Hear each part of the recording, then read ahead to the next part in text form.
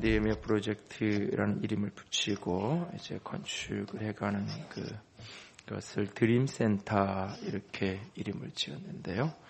이번 주간에 이제 시공사 선정을 위한 절차들이 구체적으로 진행이 돼서 아마 한 달 안에 결정이 나서 이제 조금 더 구체적인 진행이 될 것 같은데요. 위에서 계속해서 기도해 주셨으면 좋겠습니다. 근데 이 드림이라는 이 표현을 영어로 읽으면 이게 꿈이라는 표현이 되고, 그냥 한글로 읽으면 이것이 이제 헌신, 희생, 이렇게 무엇인가 내 가진 것을 주님께 드리는 그런 표현이 되죠. 그래서 하나님이 주신 꿈, 그 드림은 결국 하나님의 사람들의 드림을 통해서, 헌신을 통해서 이루어지게 될 것입니다. 하늘의 공동체가 갖고 있는 우리에게 꿈으로 주신 그 드림, 예수님을 체험하고 나시린들이 일어나고 세상을 변혁하는 공동체가 되어지기 원하는 그 꿈, 이것을 위해 특별히 세상을 24시간 365일 기도함으로 섬기고 다음 세대를 세워가고 그렇게 대한 공동체가 되기 원하는 우리의 꿈을, 하나님이 주신 드림, 하나님이 주신 꿈은 하나님의 공동체에 하나님의 백성들의 드림을 통해서 마음과 열정을 주님께 드리고 시간과 물질을 주님께 드리고 특별히 우리의 기도의 헌신이 주님께 드려질 때에 그 드림을 통해서 하나님의 꿈, 하나님의 드림은 이루어지게 될 것입니다. 이것은 공동체뿐만 아니라 한 개인의 인생도 마찬가지입니다. 개인이 무엇인가 드림을 꿈꾸는데 그 꿈이 그냥 꿈으로만 남아있지 않고 그 드림이 내게 삶의 현실이 되어지기 위해서는 그 드림을 위해서, 그 꿈을 위해서 내 삶을 드리는 헌신이 필요하겠죠. 그 드림을, 그 꿈을 이루기 위해서 시간을 드리고 마음을 드리고 열정을 드리고 노력을 드리고 내 재정을 때로 투자하고 헌신하는 기도의 무릎의 헌신이 드려지는 그 모든 희생과 헌신의 드림을 통해서 하나님의 내 개인을 향한, 공동체를 향한 하나님의 드림, 하나님의 꿈은 이루어지고 성취되어질 것입니다.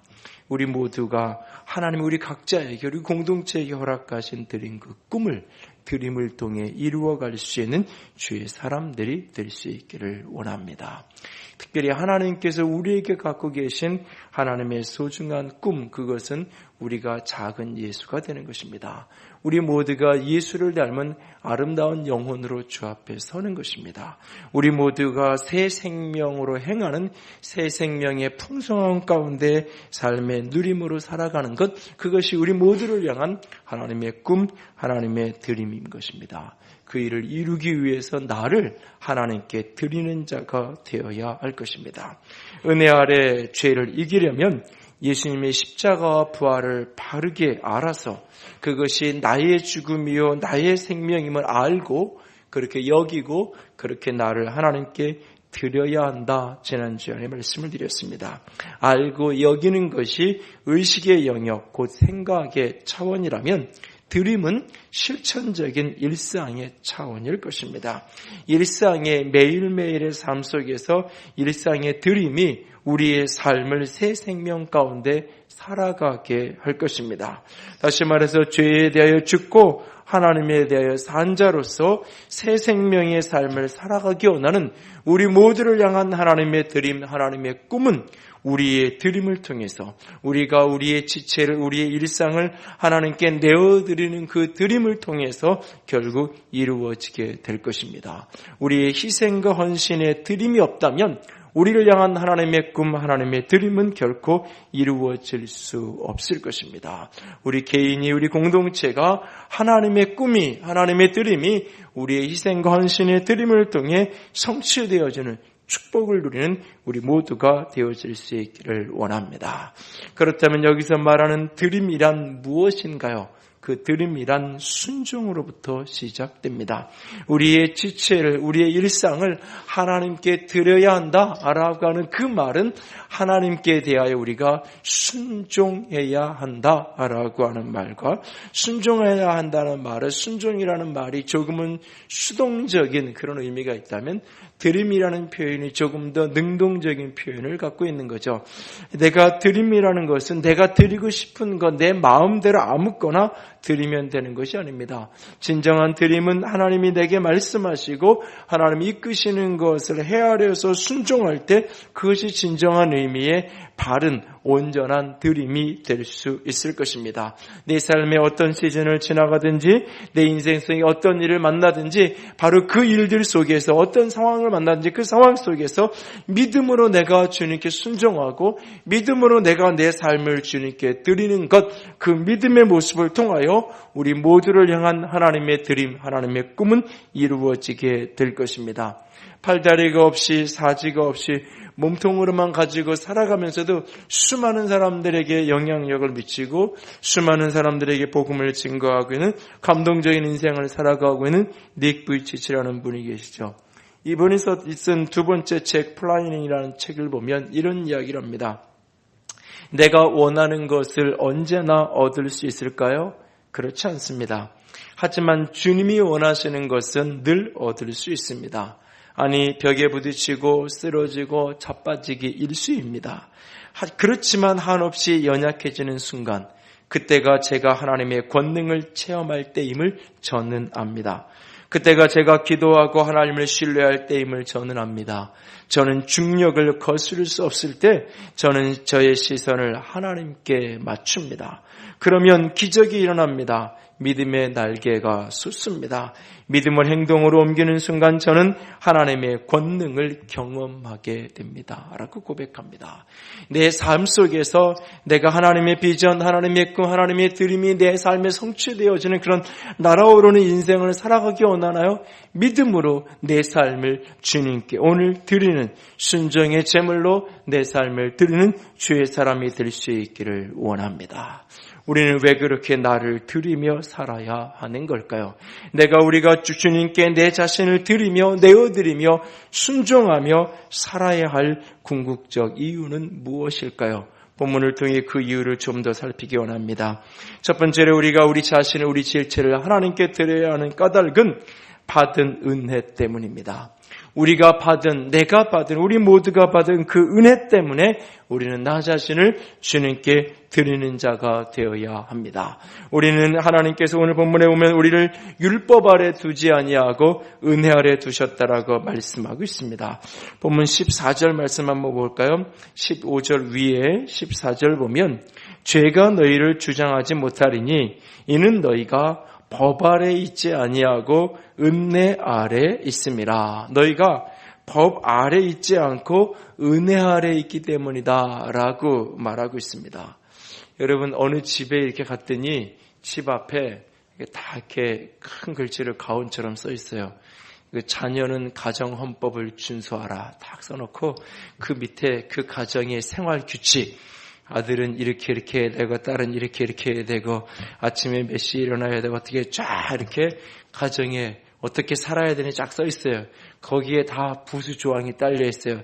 이것을 순종하지 않으면 용돈 얼마 깎고 이것을 이렇게 따르지 않으면 몇 개를 굶기고 이 모든 것을 어길 씨는 호적에서 파버린다.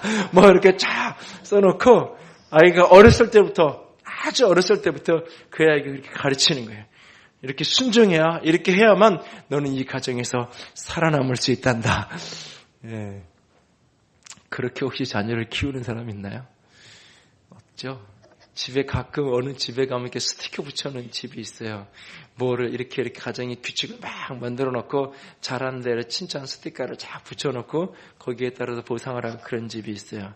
대부분 열의 9이요. 그 스티커가 보통은 3주를 못 가고요.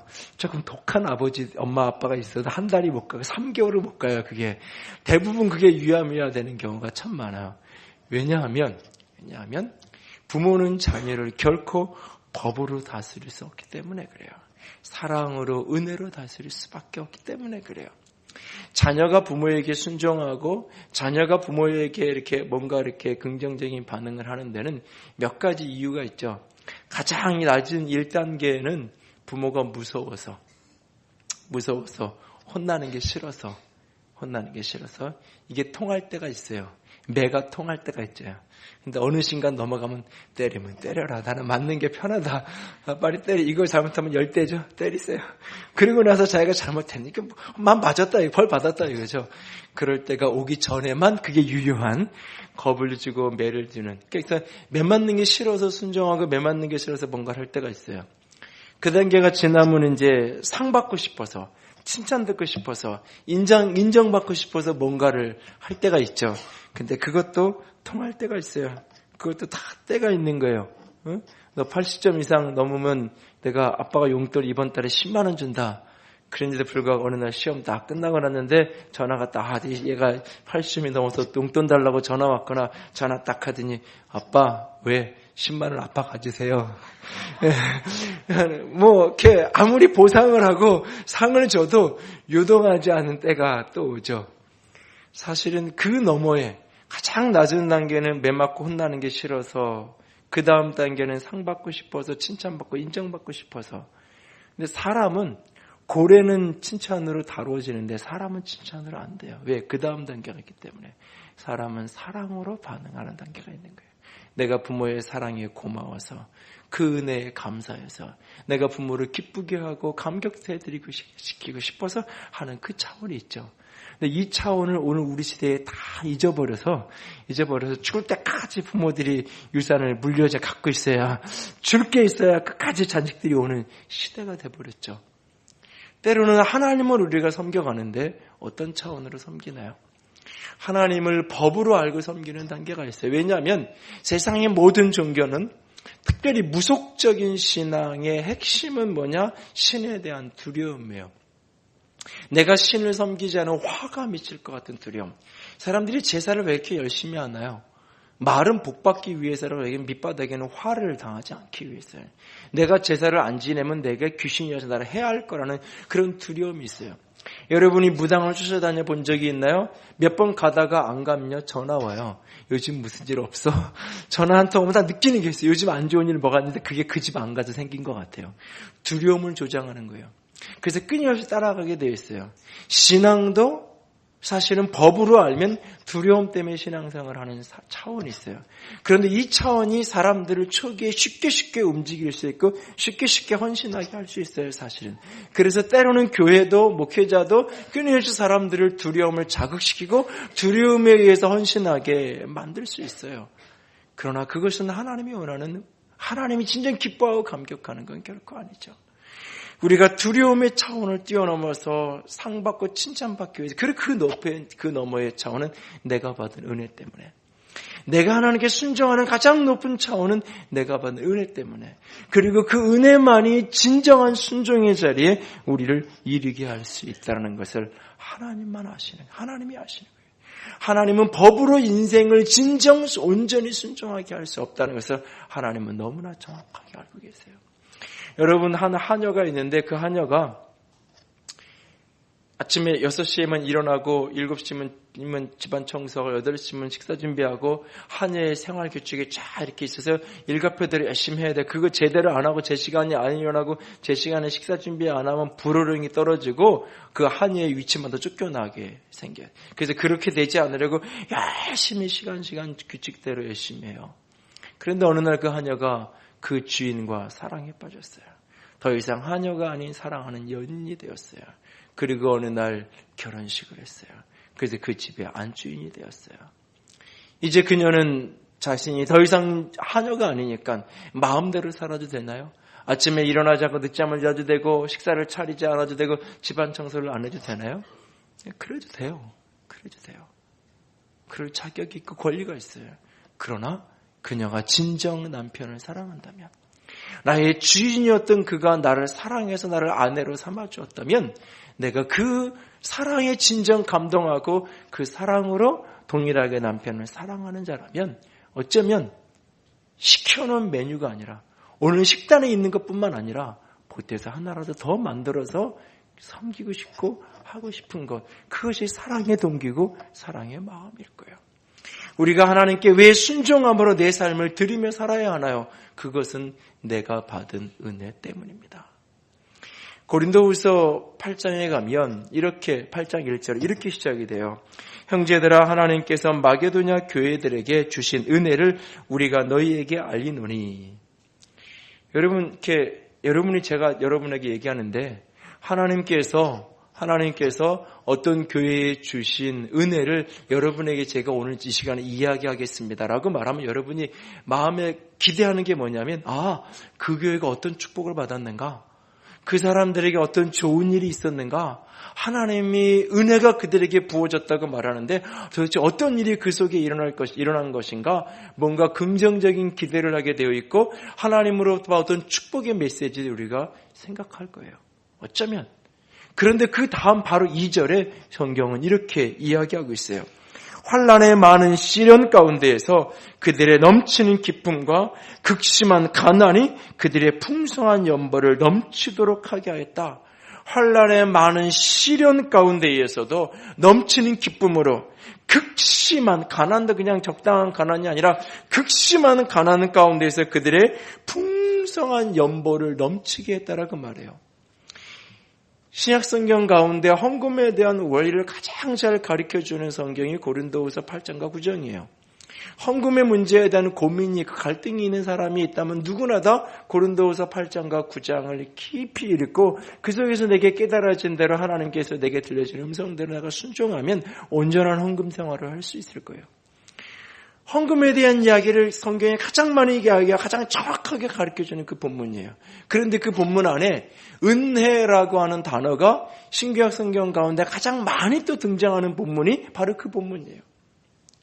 마게도냐 교회가 넘친 하나님의 은혜를 받았는데 그 은혜가 곧 뭐였느냐?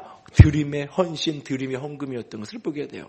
은혜라는 말과 드림의 헌금이라는 이 표현이 고린도후서 8장과 9장에 같이 교차되면서 같이 등장하는 것을 보게 돼요. 은혜 받았기 때문에 그 은혜로 하나님께 은혜의 반응을 드리는 게 헌금이었던 거예요. 여러분, 이 마게도냐 교회가 어떤 교회들보다 큰 헌금을 드려서 바울이 이 마게도냐 교회의 헌신을 자랑하고 있는 게 아니에요. 오고 오는 바울이 목회했고 거쳐갔던 수많은 교회들이 있고요. 수많은 사람들이 있어요. 바울의 재정적인 모든 필요를 개인적인 후견자가 되어서 바울의 모든 필요를 다 채워줬던 가이오 장로 같은 사람도 있고 수많은 재정적인 후원자들이 있고 그 모든 선교 사역을 자유롭게 할 수 있도록 모든 것을 뒷바라졌던 수많은 사람들이 있어요. 그런데 무엇인가를 많이 한 사람들, 큰 걸 했기 때문에 마게도냐 사람들을 기억하고 있는 게 아니에요. 여러분, 극심한 가난 가운데 풍성한 걸 했어요. 극심한 가난 가운데 풍성한 걸 했다면 기본 월급이 얼마 안 되는데 그 사람이 풍성한 걸 해도 얼마나 되겠어요? 한 달 기껏해야 버는 게 80만 원인데 자기 월급 다 드려야 80만 원밖에 못하는 거 아니에요. 그런 거잖아요. 큰 부자가 자기 월급에 연봉 몇 억씩 되는 사람이 자기 월급에 5% 10%를 해도 그 사람보다 훨씬 더 많은 거잖아요. 극심한 가난 가운데 풍성한 걸 했어요. 액수가 많아서 바울이 그들을 기억하고 있고 오늘 자랑하고 있는 게 아니에요. 그들이 받은 은혜에 대한 응답으로 하나님께 은혜의 반응을 하며 오늘 그렇게 서 있기 때문인 거예요. 드림은 은혜의 모습이에요. 진정 은혜를 아는 사람만이 진정 드림의 차원의 삶을 살아갈 수 있는 거예요. 내가 하나님께 순종하는 것이 내맞는 것이 두려워하는 순종이 아니라 내가 하나님 앞에 살아가는 것이 내가 무언가 얻을 것이 있어서 받을 것이 있어서 그래서 신앙생활 해보니까 얻을 게 있으니까 신앙생활 하는 거고 더 이상 얻을 게 없는데 믿음으로 내가 순종해보고 헌신해보고 뭔가 해봤는데 얻을 게 하나도 없네. 그 다음부터는 철저하게 계산적이 되는 것이 아니라 그런 차원의 신앙이 아니라 하나님의 은혜를 아는 자만의 진정한 기쁨의 드림의 차원의 삶을 살아갈 수 있는 것입니다. 왜 우리가 우리의 삶을 우리의 인생을 주님께 드리며 살아야 하는가요? 그것은 우리가 받은 은혜 때문입니다. 두 번째로 우리가 우리 자신을 주님께 순종함으로 드려야 되는 이유는 우리의 참된 자유 때문입니다. 우리의 참된 자유를 위해서 우리는 하나님께 내 자신을 드리며 살아야 하는 것입니다. 본문 16절 말씀 볼까요? 이렇게 말합니다. 너희 자신을 종으로 내주어 누구에게 순종하든지 그 순종함을 받는 자는 종이 되는 줄을 너희가 알지 못하느냐. 무슨 말입니까? 내가 누구에게 순종하느냐 하는 것은 내가 누구의 종이 되느냐를 결정하는 게 하는 이야기예요. 내가 죄에게 순종하면 나는 죄의 종이 되는 거고, 나는 내가 의에게 순종하면 의의 종이 되는 거고, 내가 사단에게 순종하면 사단의 종이 되는 거고, 내가 하나님께 순종하면 하나님의 종이 되는 겁니다. 내가 누구에게 순종하느냐에 따라서 나는 내가 누구의 종이 될 것인지가 결정된다라고 말하고 있어요. 누구에게도 종이 되지 않은 삶은 존재하지 않아요. 내가 죄를 따르고 어둠을 따르면 나는 죄의 종이 되는 것이고, 내가 의를 따르고 하나님을 따르면 내가 하나님의 종이 되는 겁니다. 그래서 오늘 보면 20절은 이렇게 말합니다. 너희가 죄의 종이었을 때에는 의에 대하여 자유로웠다. 죄의 종이었던 시절에 의에 대해 자유로, 이 말은 의를 행할 능력이 없었다라고 말하는 것입니다. 이 말씀을 뒤집으면 우리가 의의 종이 되면, 하나님의 종이 되면 우리가 죄에 대하여 자유한 자로 살아갈 수 있다. 죄에 대해 자유케 된다라고 말하고 있는 것입니다. 우리가 왜 내 자신을, 내 삶을, 내 지체를 하나님께 드리며 살아야 되는가? 내가 더 이상 죄의 종으로 살아가지 아니하고 하나님의 종된 참된 자유의 삶을 살아가기 위해서, 참된 자유자로 살아가기 위해서 우리는 하나님께 나를 드리며 살아야 하는 것입니다. 누가복음 15장에 집을 나간 아들 탕자에 대한 이야기가 등장하죠. 이 아들이 집을 나가요. 이 아들을 인터뷰해보지 않았지만 이 아들이 집을 떠난 이유의 핵심에는 자유를 위한 것이었을 거예요. 그에게는 돈이 있었어요. 아버지의 재산을 3분의 1을 내게 상속받은 재산, 그 돈이 있었어요. 그리고 그에게는 아마도 젊음이 있었을 거예요. 돈이 있고 젊음이 있어요. 그리고 이제 더 이상 아버지의 시선으로부터도 떠나고 싶었어요. 돈이 내게 있고 젊음이 있고 더 이상 아버지의 간섭이라는 시선도 내게 없다면 그는 집을 떠나면서 이제는 내게 진정한 자유가 찾아왔다고 이야기할 수 있을 거예요. 내가 마음껏 쓸 수 있는 돈이 내 안에 있고 마음껏 인생을 엔조이할 수 있는 내가 젊음이 내게 있고 더 이상 아버지의 간섭과 아버지의 터치라는 시선도 내게 더 이상 존재하지 않을 때 진정한 자유를 위해서, 자유를 누리기 위해서 그는 아버지의 품을 떠났어요. 그러나 그는 그 자유로 자유를 누릴 수 없었어요. 그는 허랑방탕하면서 재물의 노예가 되었고 방탕함의 노예가 되었고 죄의 노예가 되었고 결국은 노예들조차도, 일꾼들조차도 먹지 않는 돼지 쥐염 열매를 주워서 먹어야 되는 비참한 자리까지 그가 이르게 되죠. 그렇게 된 어느 날 그가 생각을 해요. 아버지 집에서 내가 아들로 얼마나 행복했는데, 그런 생각을 하는 게 아니에요. 아버지 집에 있는 종들을 생각해요. 종도, 아버지 집에 있는 종은 나보다 나은데, 적어도 내 아버지 집에 있는 품꾼들은 하루 세 끼 먹는 거는 그래도 풍성하게 먹으면서, 우리 아버지는 그래도 먹을 거는 풍성하게 주면서 일시키는 주인이었는데 차라리 아버지 집에 가자. 그러면서 그가 마음에 결심합니다. 아버지를 만나면 내가 아버지에게 이야기해야지. 나를 품꾼주기 하나로 써달라고. 나를 노예로라도, 나를 종으로라도 좀 부려달라고. 그래서 이 배라도 골지 않게 좀 해달라고 아버지에게 그렇게 말해야지. 그런 생각을 하고 아버지 집을 향하여 갑니다. 먼 발치에서 언덕 넘어오는 아들을 보고는 아버지가 벗은 발로 뛰어갑니다. 아들의 남루한 옷을 벗겨서 새로운 옷을 입힙니다. 가락지를 끼워줍니다. 신을 갈아시킵니다. 온 마을 사람들을 초청해 잔치를 베풉니다. 그러면서 아버지는 이렇게 말합니다. 이 내 아들은 죽었다가 살아났다. 본문을 보면 그냥 객관적인 의미의 어떤 사람, 자녀를 가리키는 그 표현이 아니에요. 소유격 명사를 사용해서 내 아들이 죽었다가 살아났다라고 이야기하고 있어요. 그리고 그는 그 아버지 집에서 아들의 영광이 회복된 곳에서 풍성한 눈물로 살아가죠. 이 아들의 진정한 자유는 아버지의 집을 떠나는 데 있지 않았어요. 이 아들의 진정한 자유는 아버지의 집에 머무는 것이었어요.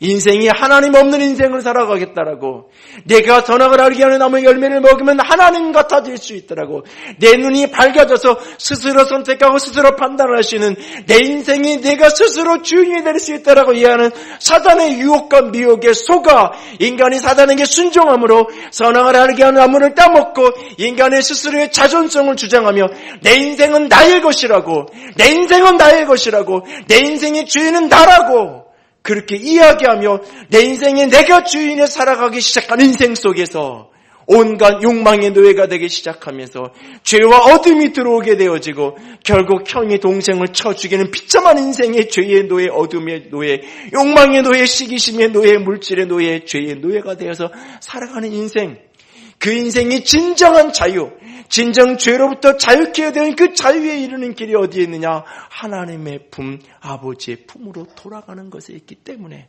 우리의 자유를 위해서 우리는 하나님께 나를 드리는 순종의 삶을 살아야 한다는 것입니다. 진정한 자유란 내가 거짓말을 하지 않는 차원을 이야기하는 게 아니에요.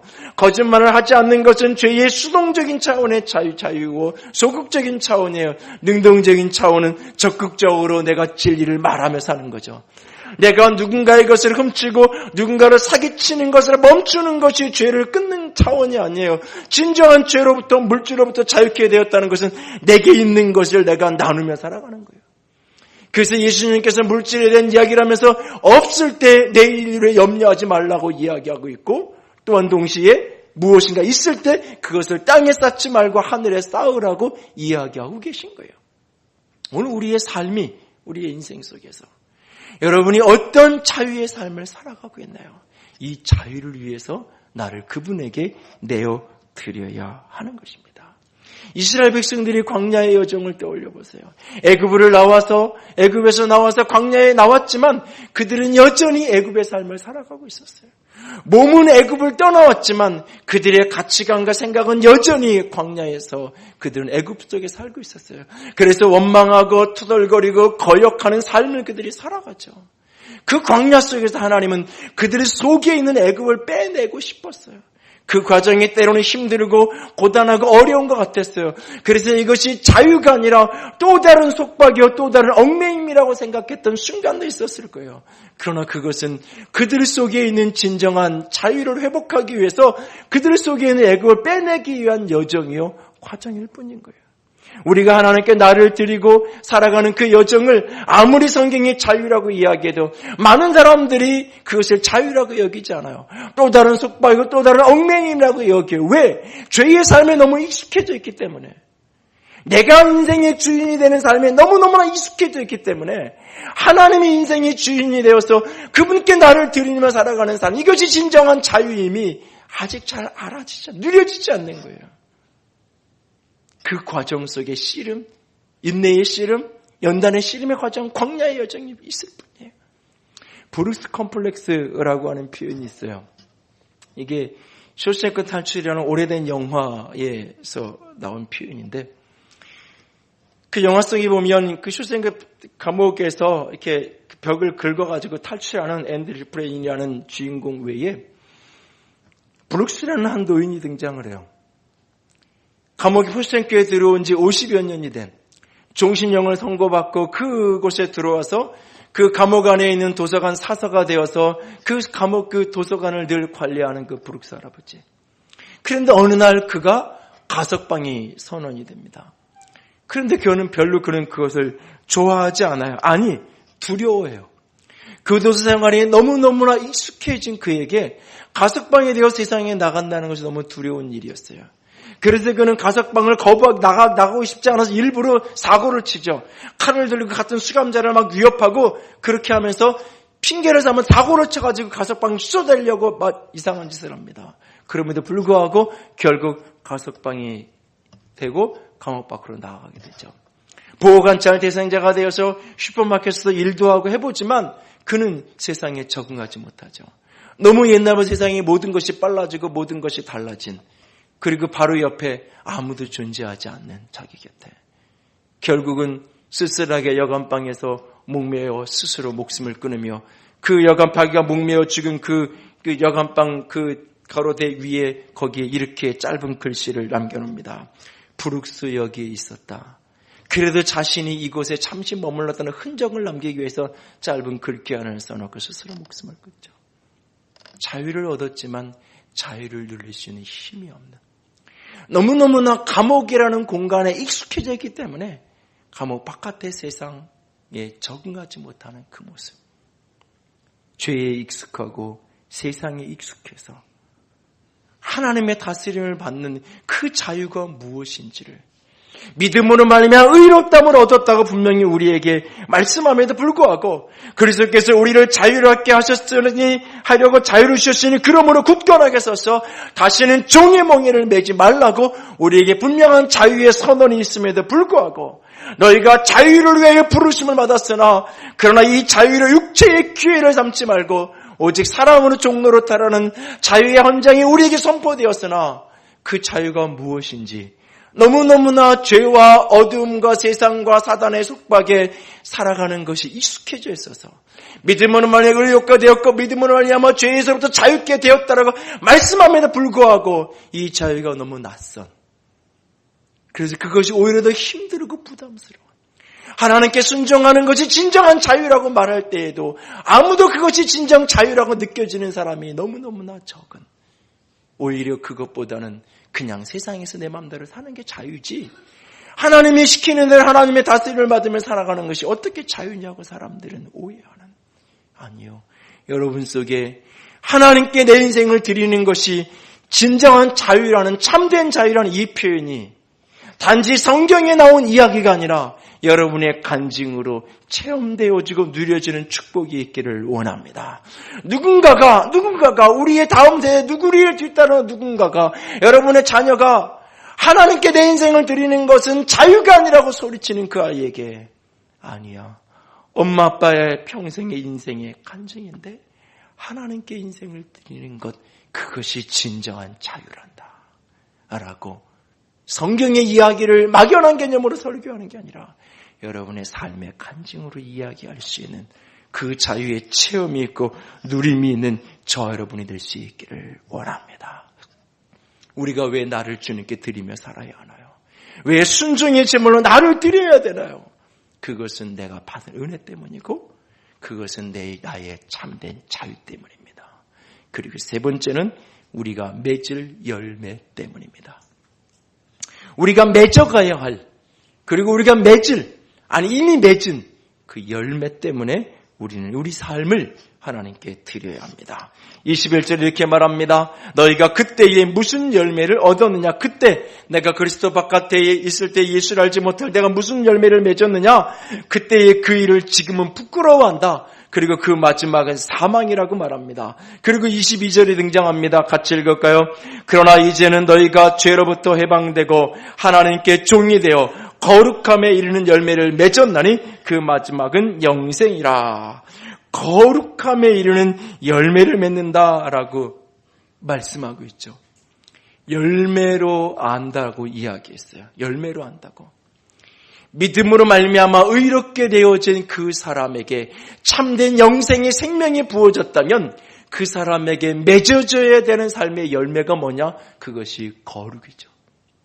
요즘 같은 계절에 이렇게 야외를 가든지 이렇게 산을 가면 나무를 보면 이게 감나무인지 밤나무인지 잘 모르겠어요. 지나가다가 이렇게 과수원 이렇게 봐도 이게 복숭아 과수원인지 사과 과수원인지 잘 모르겠어요. 그런데 10월쯤 가면 물어보지 않아도 바로 알죠. 아, 이거 감나무고 이거는 배나무고 이거는 복숭아. 그 시즌이 돼서 가보면 바로 알아요. 왜? 열매가 눈에 들어오니까. 그냥 나무만 보고는 자꾸 이렇게 익숙하지 않은 사람들은 헷갈리고 잘 모를 수 있어요. 그러나 열매를 보면 바로바로 알게 되는 것처럼 진정한 영혼이 믿음으로 말미암아 의롭게 되어지고 그래서 영생을 선물로 받아서 인생을 살아가는 그 사람에게 맺어져야 되는, 이미 맺어졌고 앞으로 맺어져야 되는 가장 중요한 열매가 뭐냐? 그것이 거룩이에요. 여러분, 거룩이라는 말은 단순히 도덕적으로 깨끗하다 이런 의미가 아니에요. 우리가 거룩의 열매를 맺어야 된다 그러니까 내가 다 어떻게 깨끗해져야 되는 윤리적에 대한 어떤 문제를 생각합니다. 그것을 포함하지만 거룩이라는 것은 그보다 훨씬 더 큰 개념이에요. 거룩이 열매라고 말해요. 열매는 내가 맺기 위해 노력해서 맺는 게 아니라 내가 열심히 먹으면, 열심히 영양분을 빨아들이면 자연스럽게 맺어지는 게 열매죠. 내가 하나님께 내 인생을 자꾸 드리면, 그래서 그분이 내 인생을 다스리시면 나는 거룩해지는 거예요. 거룩이라는 말은 원래 구별된다라고 하는 뜻이 그 속에 담겨 있어요. 구별되는 거예요. 구별시켜 놓는 거예요. 저희 둘째가 막내였던 시절, 그러니까 막내가 태어나기 전에 막내였던 시절에 같이 이렇게 그때 이렇게 아주 어렸을 때 이렇게 할아버지랑 뭐 고모랑 이렇게 삼촌이랑 같이 이렇게 살 때 이렇게 요즘 수박까지 그 참외 같은 걸 이렇게 갖다가 썰어 놓으면 식구가 많으니까 하나씩만 먹어도 그리고 다들 어른이잖아요. 자기 한참 먹어야 되고 그러니까 하는 짓이 하나 있어요. 그 짓이라고 말해도 되는데 이거는 이게 딱 참외를 딱 물면 속 딱 빼먹고 앞에 내려놔요. 그 앞에 있는 거 딱 가져와서 속 딱 빼먹고 자기 앞에 내려. 그 앞에 있는 거 다 누구 거예요? 지 거죠. 남들 못 먹게 딱 한 입 먹고 그 가르친 것도 아니고 본 적도 없는데 하여튼간 그 시키지 않아도 그걸 보면서 인간이 약하구나. 근데 그렇게 해요. 그게 뭐예요? 내 거라. 내 걸로 구별시키는 거예요. 그게 거룩이에요. 하나님이 넌 내 거야 라고 하나님이 구별시켜 놓는 거예요. 하나님이 나를 그렇게 구별시켰어요. 하나님의 것으로. 그래서 이미 거룩해 되었다라고까지 여기서 말하고 있는 게 22절에 거룩의 이르는 열매를 맺었으니 이미 나는 거룩한 존재가 되었다라는 거예요. 그래서 이 거룩이 내 삶에서 결실로 누려지고 체험되어지고 나타나져야 돼요. 그러기 위해서는 어떻게 해야 되냐? 나를 그분에게 드려야 돼요. 크리스찬의 삶의 목적은 행복이 아니라 거룩이다. 이런 표현을 종종 쓰는 분들을 만납니다. 기독교 철학자였던 프란시스 세이버 박사가 쓰기 시작하면서 많은 사람들이 이런 표현을 종종 써요. 결혼사역을 하고 가정사역을 이야기하는 분들 가운데 이런 표현을 써요. 결혼의 목적은 행복이 아니라 거룩입니다. 이런 표현을 사용해요. 이 표현은 사실 50%만 맞고 50%는 틀린 표현이에요. 왜냐하면 거룩과 행복은 이거냐 저거냐의 개념이 아니기 때문에 그래요. 거룩과 행복은 하나예요. 하나예요. 순간의 쾌락은 거룩이 없이 얻을 수 있는지 모르지만 행복은 반드시 거룩함이 동반되어야 따라올 수 있는 거예요. 거룩함이 없는 행복은 진정한 행복일 수 없는 거예요. 그래서 크리스찬의 목적은 행복이냐 거룩이냐 둘 중에 하나를 쫓아가서 행복이 아니라 우리 인생의 목적은 거룩이다. 이것이 아니라 크리스찬의 삶의 초점은 거룩한 행복인 거예요. 그래서 신명기나 이런 구약의 율법을 보면 하나님이 우리에게 말씀을 주시면서 뭐라고 말해요? 이 말씀을 이렇게 순종하라고 명령하시는 이유가 뭐냐? 너희의 행복을 위해서 내가 이렇게 명령한다고 말씀하고 계세요. 우리가 말씀에 순종하면 나를 구별시키고 거룩해 가는 것, 그것이 우리의 행복이라고요. 거룩한 행복, 그것이 진정한 크리스찬의 삶의 목적이에요. 우리가 내 행복을 위해서 누군가를 짓밟아야 하고 내 행복을 위해서 누군가를 뺏어야 되고 내 행복을 위해서 누군가에게 거짓말해야 되고 내 행복을 위해서 누군가가 죽든지 말든지 상관없이 내 허물을 가려야 되고 이것은 행복이 아니에요. 이것은 진정한 행복일 수 없는 거예요. 진정한 행복은 내 행복을 위해서 우리가 진리를 말하고 내 행복을 위해서 누군가의 것을 빼앗는 것이 아니라 내가 나는 것 섬김에 살아가는 것이고 내 행복을 위해서 우리가 거룩하게 자신을 구별시켜가는 거예요. 하나님께 나를 드리는 그곳, 그 구별되어서 드려질 때 그곳에서 거룩함의 열매가 맺어지고 그 거룩함 속에 우리는 진정 하나님의 축복을, 하나님이 주시는 복을, 하나님이 주시는 행복을 누릴 수 있는 것입니다. 거룩하기 원하나요? 거룩하기 위해 쓰지 말고 나를 들이십시오. 내 눈을, 내 귀를, 내 입을, 내 손을, 내 발을 하나님께 드리십시오. 내가 가고 싶어 뛰어가다가도 주께서 그 걸음을 멈추라고 얘기하시면 가던 길을 돌이서십시오. 내가 누군가의 것을 잡으려고 빼앗으려 가다가도 그 쥔 손을 펴라고 말씀하시면 오히려 내 주머니에 있는 것을 꺼내서 그에게 나누어 주십시오. 내 눈이 보고 싶어서 엔조이하고 싶은 그 순간 주님께서 눈을 돌리라고 하시면 채널을 돌리고 눈을 감으십시오. 내가 누군가의 이야기, 누군가의 험담을 내가 호기심 있게 듣고 싶은 그 순간에 주님께서 그것이 선하지 않다고 말씀하시면 나는 그런 얘기 별로 듣고 싶지 않은데요. 아니면 그 자리를 조용히 일어나서 그 자리를 피하십시오. 끓어오르는 분노를 마음껏 쏟아붓고 마음껏 욕하고 저주하고 싶은 그 순간에 주님께서 내 입술을 나를 찬양하는 입술이 그 악과 저주의 도구가 되어지기를 원치 않는다는 말씀이 내 가슴에 들려질 때 입을 닫고 그렇게 격려와 축복의 말로 말을 바꾸십시오. 순간순간 내 모든 삶을, 내 지체를 하나님께 드릴 때 우리의 삶에서 거룩함의 열매가 맺어질 것이고 그 거룩함 속에서 우리는 진정한 행복을, 진정한 복을 누리는 우리 모두가 되어질 것입니다. 저 여러분이 하나님께 나를 드릴 수 있게 원합니다. 진정 법이 아니라 은혜 아래서 죄가 이겨지는 축복이 누려질 수 있게 원합니다. 그러기 위해서 알고 여기는 것을 넘어서서 나를 드릴 수 있게 원합니다. 나를 드려야 나를 향한 하나님의 드림, 하나님의 꿈이 내 안에서 작은 예수를 보게 원하시는 그 꿈이 이루어질 것입니다.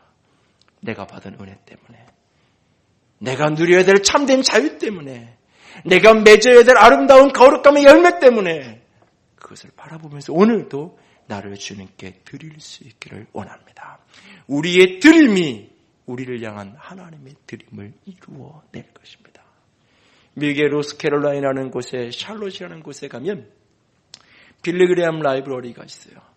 빌리그레암 목사님을 기념해서 만들어놓은 그곳에 정문 오른쪽에 가면 루스 빌리그레암이라는 빌리그레암 목사님의 사모님의 묘지가 그곳에 있어요. 그 묘지에 보면 묘비가 이렇게 서 있는데 그 묘비에는 한자로 올 의자가 써 있어요. 중국 선교사의 딸로서 중국 생활을 경험했던 그는 한자에 익숙하기 때문에 올 의자를 거기다 써놨어요. 양양자 밑에 나자가 놓여있는 그 고백.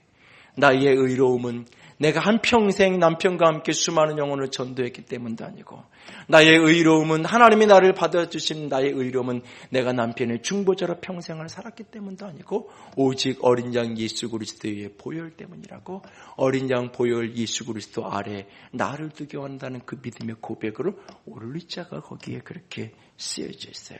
오직 믿음으로만 하나님께 의롭다함을 얻는. 그리고 그 밑에 영문으로 이런 글자가 쓰여져 있어요. The end of construction.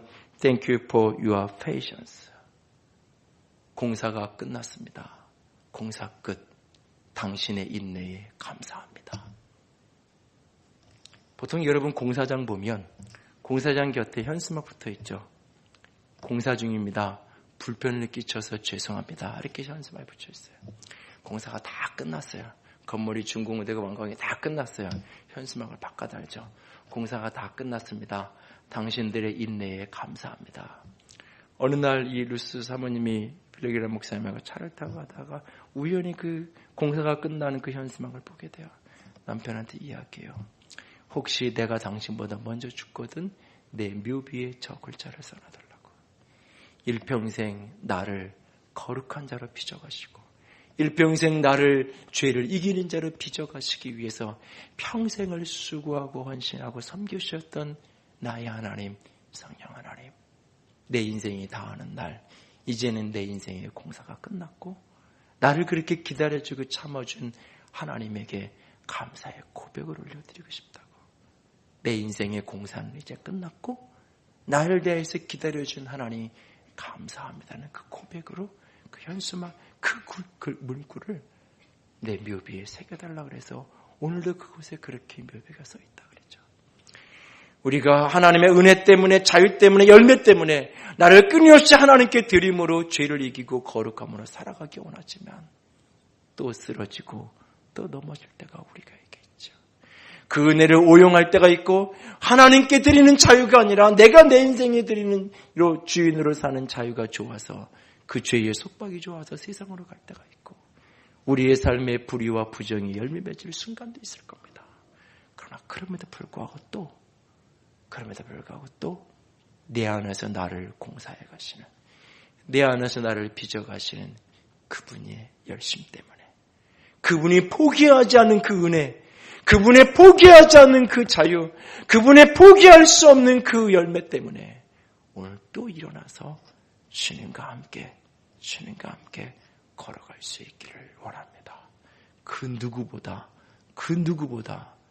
실패하고 쓰러진 죄에 흔들리고 요동하는 자기 자신에 대하여 인내해 주십시오. 그리고 오늘 또 한 번 주님께 나를 내어 드리십시오. 내 모습 이대로 받아달라고 나를 오늘 또 한 번 내어 드리십시오. 주께서 내 인생을 영광의 아름다운 모습으로 빚어 가실 것입니다.